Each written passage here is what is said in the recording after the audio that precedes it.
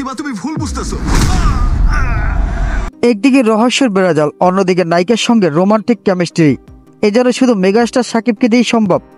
দরদ যেমন ঘুমিয়ে পড়া সিনেমা হলগুলোতে আলো জ্বালিয়েছে, তেমনি ইচ্ছারা প্রেক্ষাগৃহে উৎসব ফিরিয়েছে সাকিবিয়ানদের। আর এমন সাহসী পদক্ষেপে প্রশংসিত হচ্ছেন নির্মাতা অনন্য মামুনও। নানা আলোচনা সমালোচনা পেরিয়ে বাংলাদেশ, ভারত সহ শুক্রবার 15ই নভেম্বর 22টি দেশে মুক্তি পেয়েছে দরদ। ঈদের সময় সিনেমা দেখতে দর্শকের যেমন আবেগ কাজ করে, উৎসবীন সময়ে দর্শককে হলে আনা ঠিক ততটাই চ্যালেঞ্জিং।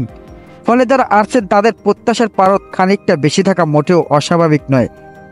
দর্শকের অনেকেই সিনেমার টেকনিক্যাল নানা বিষয়ে যেমন কথা বলছেন, তেমনি সিনেমাটি কোয়ালিটিফুল নাকি যারা দেখতে যাচ্ছেন তারাই ফুল হয়ে যাচ্ছেন, এমন প্রশ্ন উঠেছে। নেটিজেনদের অনেকেই বলছেন রহস্যের বেড়াজালে আবদ্ধ রাখার চেষ্টায় সফল নির্মাতা অনন্য মামুন।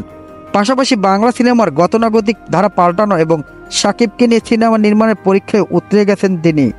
প্রথম সপ্তাহে দেশের 83 হলে মুক্তি পেলেও দ্বিতীয় সপ্তাহে হল সংখ্যা আরও বাড়বে, এমনটাই জানিয়েছেন নির্মাতা অনন্য মামুন। দরদ নিয়ে দেশের চলচ্চিত্র ইন্ডাস্ট্রি আবারও চাঙ্গা হবে, এমনটাই প্রত্যাশা নির্মাতার। এদিকে স্টার সিনেপ্লেক্সের বরাতে জানা গেছে, স্টার সিনেপ্লেক্সের সব শাখায় 26, লায়ন সিনেমাসে 8, চট্টগ্রামের সিলভার স্ক্রিনে 4, সিলেটের গ্র্যান্ড মুভি থিয়েটারে 3 এবং বগুড়ার মমো ইনে 3টি করে প্রদর্শনী চলছে দরদ ছবির। এই সিনেমা দিয়ে যাত্রা শুরু করা দশরে মনিহার সিনেপ্লেক্সে 5টি প্রদর্শনী চলছে। প্রেক্ষাগৃহের মালিক ও কর্তা ব্যক্তিরা সংবাদ মাধ্যমকে জানিয়েছেন, এবছর এখন পর্যন্ত যে কয়টা ছবি মুক্তি পেয়েছে মাল্টিপ্লেক্স প্রথম দিনে সর্বোচ্চ বিক্রি রেকর্ড করেছে দরদ। ছবিটির প্রথম দিনে টিকিট বিক্রি হয়েছে 30,68,000 টাকা।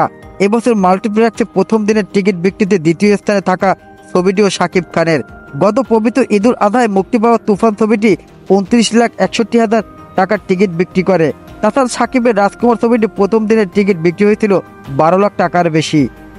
দরদে শাকিবের সঙ্গে প্রথমবারের মতো পর্দায় দেখা মিলছে বলিউডের সোনালের। সিনেমায় শাকিব সোনাল ছাড়াও গুরুত্বপূর্ণ একটি চরিত্রে অভিনয় করছেন ডালিউডের পায়েল সরকার।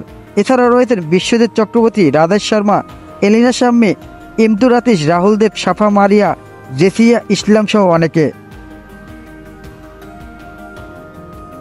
ভিডিওটা ভালো লাগলে অবশ্যই ভিডিওতে একটি লাইক করে দিন এবং চ্যানেলটি সাবস্ক্রাইব করে দিন। ধন্যবাদ।